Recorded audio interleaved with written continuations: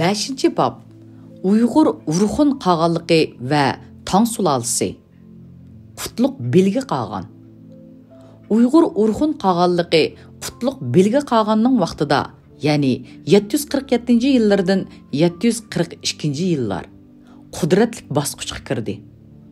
Sharqiy Uyg'urlarning Yag'laqlar qabilasi bosh bo'lib qurgan Uyg'ur urxun qag'anligi boshda aytib o'tganimizdek, keyingi Sharqiy Turk qag'anligi, ya'ni 682-yillardan 744 bilan chiqisholmay doim urushib turgan edi. Qutluq belgi qag'an 742-yilidan boshlab Qarluqlar va Basmillar bilan birlashib, Sharqiy Turklarga qarshi keskin urushlarni elib bordi. Qarluqlar Türk qabilalari ichida sonining ko'pligi, jangovarligi va tarixining uzunligi bilan mashhur edi. Oğuzname dastonidagi rivoyatga qaraganda Qarluq degan nomni Oğuzxon qo'ygan ekan. U rivoyatda mundaq bayon qilinadi. Oğuzxon g'arbga qilgan yurishidan qaytib kelayotganida uning bo'z ayg'iri tog' ichiga qochib ketadi. Oğuzning baglaridan biri bu bo'z ayg'irini izlab ketib, 3 kundan keyin uni tog' ichidan tepib keladi. Shu chaqda eliqi bagning usti beshini qor qoplab ketgan ekan. Buni ko'rgan Oğuzxon bu bagga Qarluq bag degan nomni qo'yib qo'yadi va uni shu yerdagi qabilaga bag qilib tayinlaydi. Shuningdan boshlab u bagning qabilasi o'zlarini Qarluq deb ataydigan bo'ladi. Qarluq degan nom 8-asrda o'rnatilgan urxun obidalardimi uchraydi. Qarluqlar 3 qabiladan: Boyla, Sabak, Toshli, ya'ni toshliqlardan iborat edi. Qarluqlar Altay tog'larining g'arbiy janubida yashaydi. Keyin O'tikan tog'largacha siljib kelib, Sharqiy Uyg'urlar bilan yaqin aloqada bo'lgan. Qutluq belgi qag'an 742-yili Qarluqlar va Basmillar bilan birlashib, Sharqiy Turk qag'ani O'zmish qag'anni, ya'ni 740-yillardan 742-yillar o'ltirdi. Lekin Basmillar ustidan kelib, qag'anliq o'rnini egallab oldi. Basmil xoni Asinas qag'an bo'ldi. Uyg'urlar bilan Qarluqlarning xonlari sol va o'ng qo'l yabg'uliq mansablarda qoldi. Qutluq belgi qag'an bu ishga zodi rozi emas edi. U Basmillarning ustunligini yo'q qilib tashlash uchun harakat qildi. Basmillar eng qadimgi chog'idan tartib O'tikan tog'larida Bayqal ko'lining janubida qirg'izlarning sharqiy janubida yashagan. Ular qadimgi chog'da, ya'ni jada otlar deb atalgan. Turk qag'anligi vaqtida turklar tudunlarni avatib Basmillarni idora qilgan. Basmillar keyingi chog'larda asta-asta g'arbga ko'chib ketgan. Basmillar asosan hozirgi Jimsar atroflariga ko'chgan.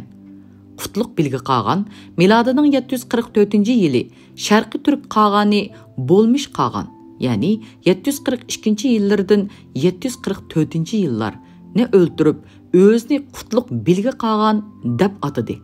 Arqadilla Basmillardan bo'lgan Asinas qag'anga hujum qilib, uni o'ltirdi va Basmillarni to'liq bo'ysundirib oldi. Qutluq belgi qag'an 744-yillari Sharqiy Turklarni bo'ysundirgandan keyin o'ziga bo'ysunadigan Sharqiy Uyg'urlarni 2 cho'ng tarmoqdan iborat 19 qabilaga bo'ldi. Ular 10 Uyg'ur va 9 Oğuzdan iborat edi. 10 Uyg'urlar: 1. Yag'laqlar, 2. Qo'tirg'ur, 3. Boqasqir, 4. Avchoq, 5. Hazar Qasar, 6. Xo'g'ursu, 7. Yag'ma, 8. Ayavir, 9. Torlam Vibur, 10. Adis. 9 Oğuzlar: 1. Uyg'ur, 2. Bayırg'u, 3. Xun, 4. Boku, 5. To'ngra, 6. Chibni, 7. İzgil, 8. Qarluq, 9. Basmil. Uyg'ur qag'anligining tarixini 3 bosqichga bo'lib bayon qilish mumkin. Birinchi bosqich mustaqillikning dastlabki bosqichi bo'lib, Bu basqıç top-to'g'ri 100 yil, ya'ni 646-yillardan 744-yillar ni o'z ichiga oladi. Mana shu bosqichda yuz bergan voqealar yuqorida, ya'ni Uyg'urlar bilan turklarning munosabati babida bir qadar to'liq bayon qilindi. Ikkinchi bosqich Uyg'ur urxun qag'aliqining qudratlik bir imperiya qiyofatida Sharqiy Osiyo quruqligida qad ko'targan davri bo'lib, bu bosqich qutlug' bilgi qolgandan, ya'ni milodining 744-yillardan tortib, olib bilgi tangri Uyg'ur qolgangacha, ya'ni 825-yillardan 832 bo'lgan 80 yilni o'z ichiga oladi. Mana shu mezgilda Uyg'ur urxun qag'anligining harbiy kuchi mustaqillik bosqichining dastlabki mezgilidagi 50 ming kishilik otliq qo'shindan 221 ming kishilik muntazam otliq qo'shinga ko'paygan edi. Bu qo'shin 17 otliq diviziya, ya'ni har bir diviziya 13 ming jangchidan tarkib topgan din iborat edi. Ana shu mezgilda Uyg'ur urxun qag'anligining territoriyasi sharqda hozirgi Hingan tog'larining sharqigacha, shimolda Bayqal ko'li va Yansay daryosining yuqori iqimlarigacha, janubda Sadichil sepilgacha, g'arbiy janubda Oltin tog'gacha, g'arbda Farg'ona vodisi va Yettisugacha tutashgan edi. Sharqiy Uyg'urlar sharqdagi Qitan qumliqlarini, shimoldagi qirg'izlarni, g'arbda Tarim vodisidagi Uyg'ur xonliqlarini va Farg'ona, Yettisudagi turk xalqlarini bo'ysundirgan edi. Qutlug' bilgi qolgan 646-yili Tömen qolgan o'rnatgan davlat tashkiliy tuzumini texmo mukammallashtirdi. Poytaxt Qarabalg'asun bo'ldi.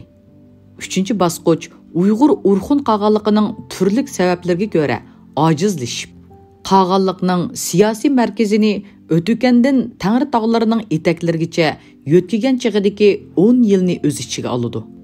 Tövendagi bablarda bu qag'anliqning tarixining 2 va 3-bosqichlarda yuz bergan tarixiy voqealarni bayon qilib o'tamiz. O'nglik isyoni. Uyg'ur urxun qag'anligi qutlug' bilgi qolgandan boshlab Tang sulolasi bilan do'stona, inoq o'tish yo'liga asos soldi. Burun Tang sulolasi bilan bo'lgan munosabat unchivala muqimlashgan shaklda emas edi. Qutlug' bilgi qolgan 747-yili olamdan o'tdi.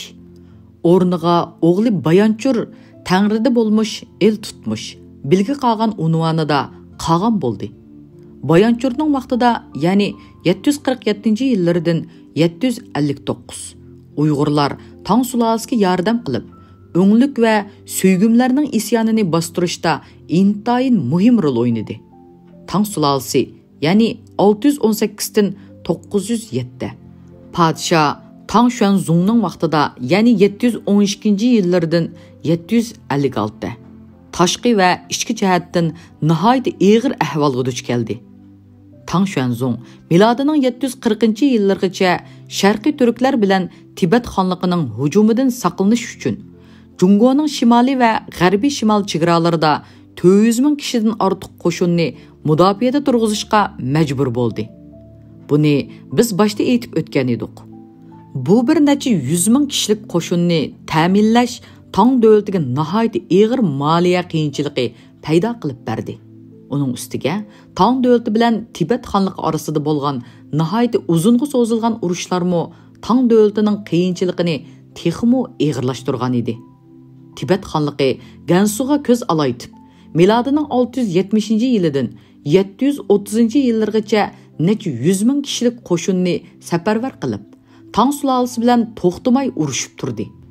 Buni az degandek milodining 750-yili Tang sulolasi bilan arablar orasida yuz bergan talos, ya'ni hozirgi Qirg'izistonda urushida Gao Shanzi boshchiligidagi Jungo qo'shinlari fojialik holda mag'lub qilindi. Gao Shanzi omon qolgan bir necha ming kishini agashtirib, O'rta Osiyodan qochib ketdi. Jungoning milodining 750-yili Talas urushida mag'lub bo'lgandan keyin toki milodining 1757-yilgacha bo'lgan mezgilida, ya'ni 1000 yil, O'rta Osiyoga asosan ta'sir ko'rsatilmagan edi.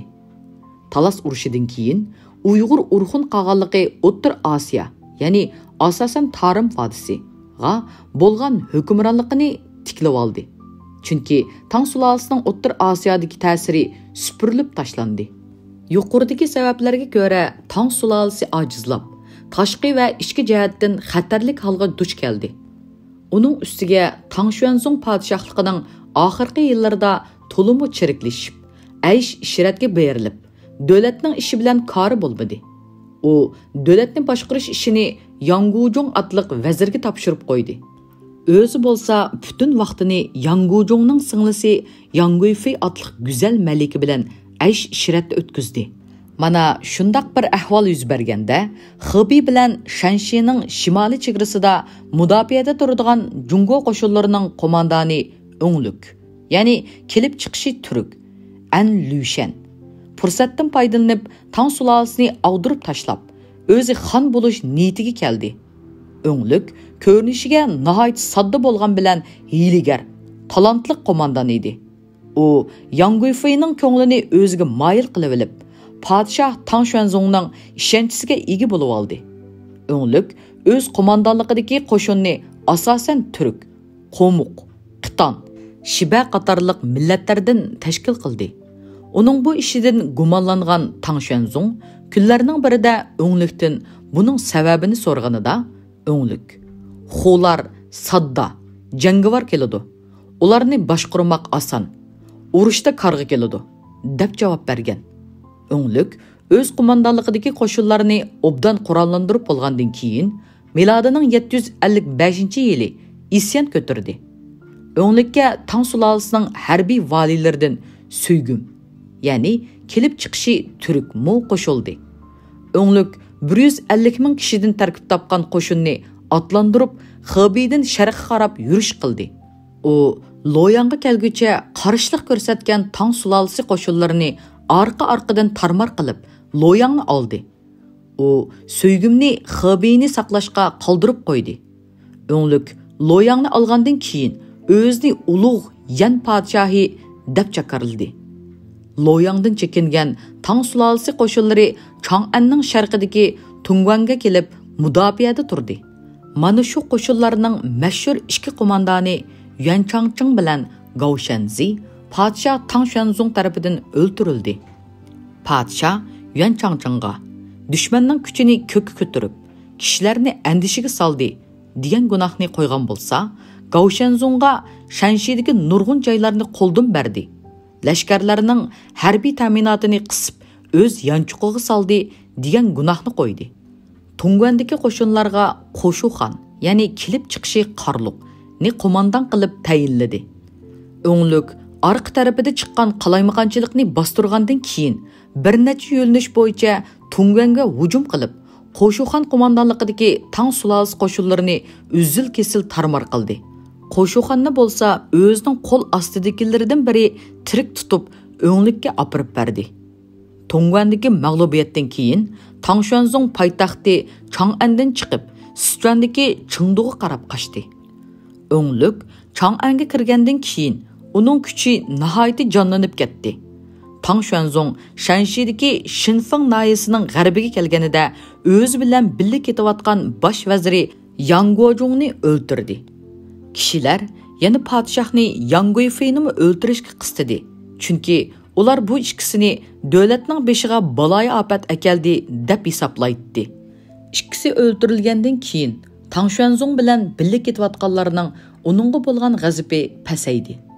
Podshoh shu joydan Chengduga qarab yo'lga chiqqanda, shahzoda Li Xing otasidan ayrilib qilib, Gansudagi Lingwu degan joyga keldi.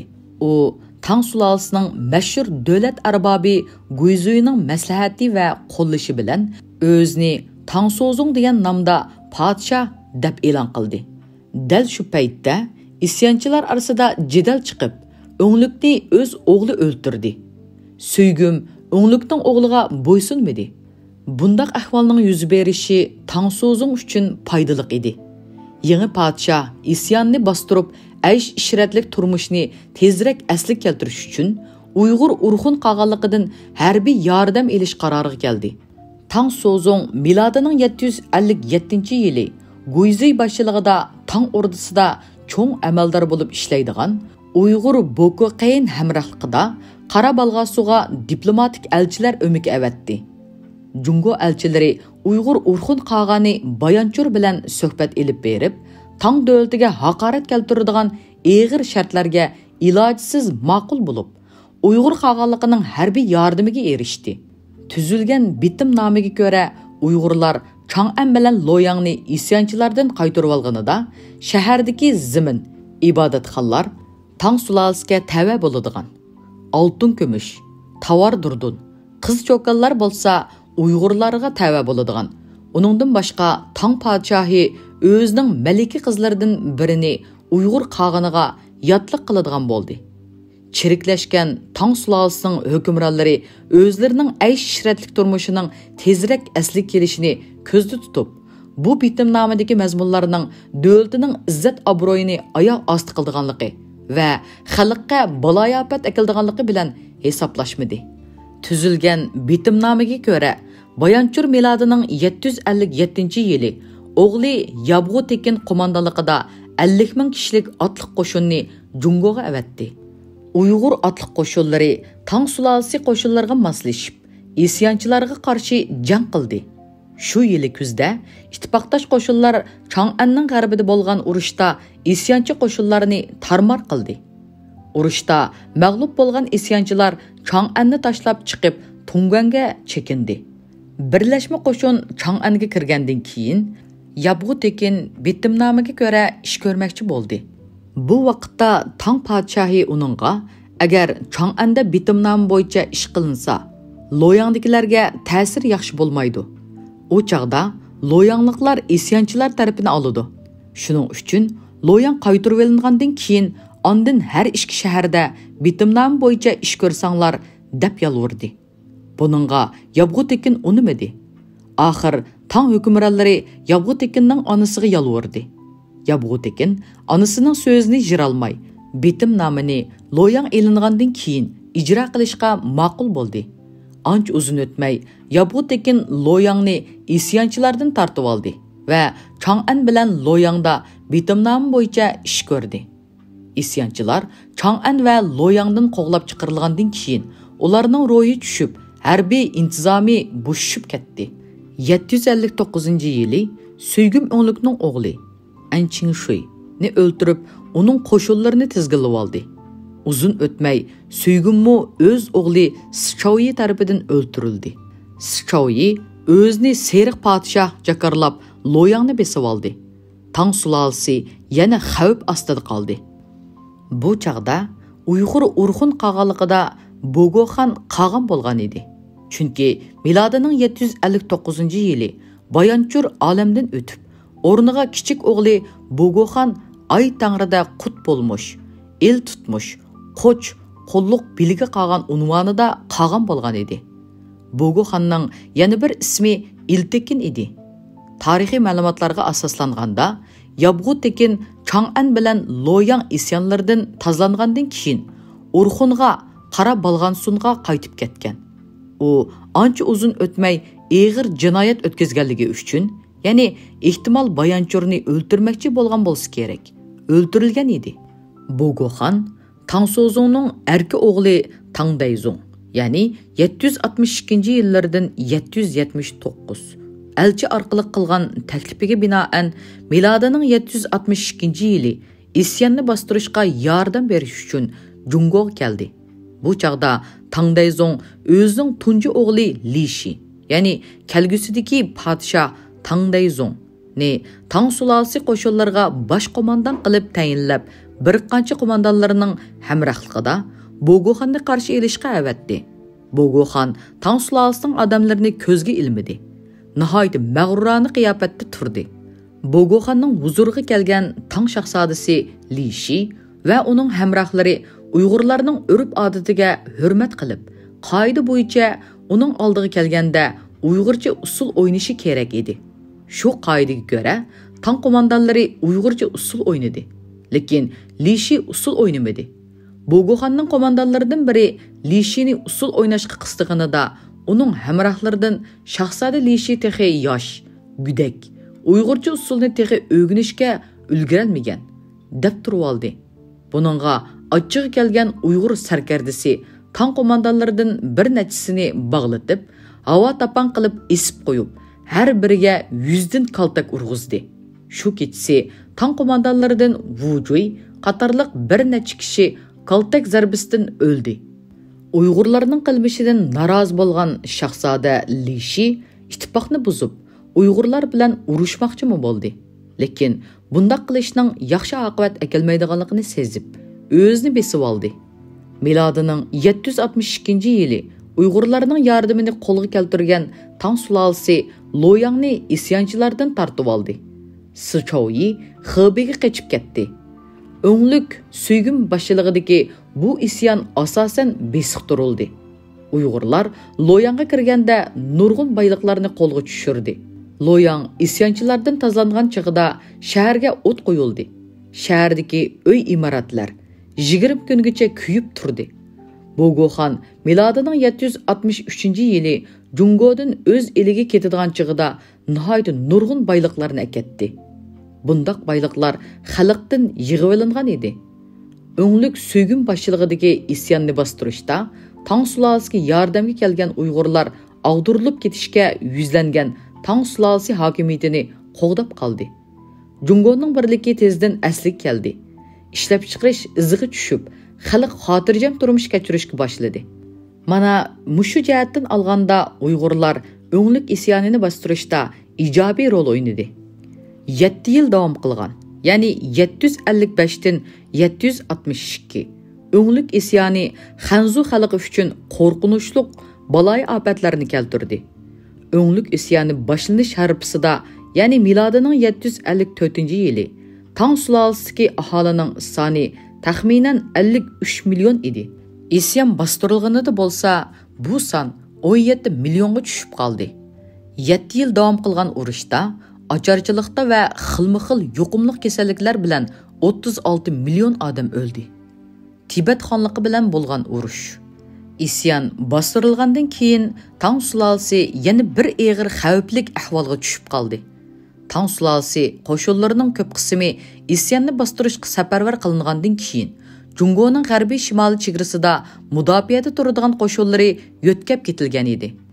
Chegara mudofaasida qoldirilgan qo'shinlarning bo'lsa, soni oz ham sifati nachar, ya'ni qeyri ojiz bo'lib qoldi. Tibet xonligi mana shunday fursatdan foydalanib, Gansunning Xeshi koridorini besib oldi. Tibet xonligi milodining 763-yili 200 ming kishidan ortiq qo'shinni safarbar qilib, Gansunning Longshi noyasidan sharqqa qarab yurib, Shanshiga besib kirib, poytaxt Chang'anga yaqinlab keldi. Ichki urushlarda oldin ketgan Tang sulolasi Chang'anni mudofaa qilishda ojiz edi. Podshoh Tangdayzong poytaxtni tashlab chiqib, Shanju degan joyga qochib ketdi. Tibet qo'shinlari Chang'anga besib kirib, shaharga o't qo'ydi. Tibetliklar shahar ichidagi yoshlar, qizlar, hunarvanlarni elib o'z eliga qaytishga hozirlik qildi. Shu chaqda Tang sulolasi qo'shinlarining ichki ahvolini aniq bilmagan tibetliklar o'zicha andishiga tushib, Chang'anni tashlab chiqib, Ningshaning Goyan noyasi, Gansuning Qingyan, Fingliang qatorliq joylarga chekinib, boshqadan hujum qilish paytini kutib turdi. Dal shu chaqda Tang sulolasining mashhur qo'mondonlaridan biri bo'lgan Uyg'ur Boko Qayin bilan podshoh Tangdayzong orasida kelishmaslik yuz berdi. Boko Qayin isyonni bostirishda ko'zga ko'ringidek xizmat ko'rsatgan bo'lsa-mu, podshoh tarafidan qilingan iltifot yetarlik bo'lmaganligi uchun u podshohga norozi bo'ldi. Podshoh uni poytaxtga chiqarganida Boko Qayin o'rniga kirmadi. Bu ishdan gumonlangan podshoh Tangdayzong Guizini uning o'rniga harbiy vali qilib tayinladi. Buni anglagan Boko Qayin bir necha yuz kishini agashtirib, Ningsha atrofiga qochib berib, qo'shin to'pladi. Andan keyin Uyg'ur qolganligini o'ziga yordam berishga chaqirdi va Tibetliklar bilan aloqa bog'lab, Tang sulolasini ag'dirib tashlashga bel bog'ladi. Uyg'ur qolgani Bogo qolgan, Boko Qayinga olib qo'lliq tutuq yag'loqlar tekin qo'mondonligida 10 ming kishiga yaqin Uyg'ur otliq qo'shinni yordamga avatdi. Milodining 764-yili Boko Qayin Uyg'ur qag'anligi bilan Tibet qag'anligidan yordam olgan va o'zi to'plagan bo'lib bir necha 100 ming kishilik qo'shinni boshlab Chang'anga hujum qildi. Poytaxt nihoyat jiddiy xavf ichida qoldi. Shu chaqda Tang sulolasining qo'mondoni Gozi olib qo'liq tutuq yag'loqlar tekinning qarorgohiga berib, uning bilan so'zlashib, Uyg'urlarni qo'lga keltirib, Uyg'ur qag'anligi bilan Tang sulolasining do'stlik munosabatini asliga keltirib, Tibet qo'shinlariga qarshi urush qilishga erishdi. Bu ahvol yuz bergandan keyin poytaxt Chang'anning Bo'sog'izgacha kelgan 100 ming kishilik Tibet qo'shinlari orqaga chekinib, Ningxadagi Lingwu degan joyga kelib o'rinlashdi. Uyg'ur sarkardasi olib quliq tutuq yag'loqlar tekin milodining 765-yili Uyg'ur qo'shinlarini boshlab qattiq sovuqda, ya'ni 1-oy atrofida Tibet qo'shinlari joylashgan Lingwu degan joyga yaqinlab keldi. Olib quliq tutuq yag'loqlar tekin dahshatli qarshi virgan bo'lib turgan kechisi Tibet qo'shinlarining chidirlarida uxlayotganligidan foydalanib, ularga tuyuqsiz hujum qilib, tang otqucha Tibet qo'shinlaridan 50 ming kishini o'ldirib, qolgan qismini asir oldi. Bu urushqa Tang sulolasi qo'shinlari Uyg'ur qo'shinlariga moslashib jang qildi. Uyg'urlar Tibetliklar ustidan qozongan bu g'alabasida 1 milliondan ortiq chorva mol, ya'ni to'ga, ot, kala, qo'y qatorliqlarni g'animat oldi. Tang sulolasining podshohi Tangdayzong Uyg'urlarning bu urushda yaratgan to'kpisini nazarda tutib, ularga 100 ming top shoyi durdun hadiya qildi. Tang sulolasini og'dirib tashlash uchun isyon ko'targan Boko Qayin milodining 764-yili Uyg'ur qag'anligi bilan Tibet xonligining yordamiga ega bo'lib, bir necha 100 ming jangchidan tarkib topgan qo'shinni atlandirib, Chang'anga hujum qilish uchun ketayotganida yo'lda ushtumtut kasal bo'lib o'lgan edi.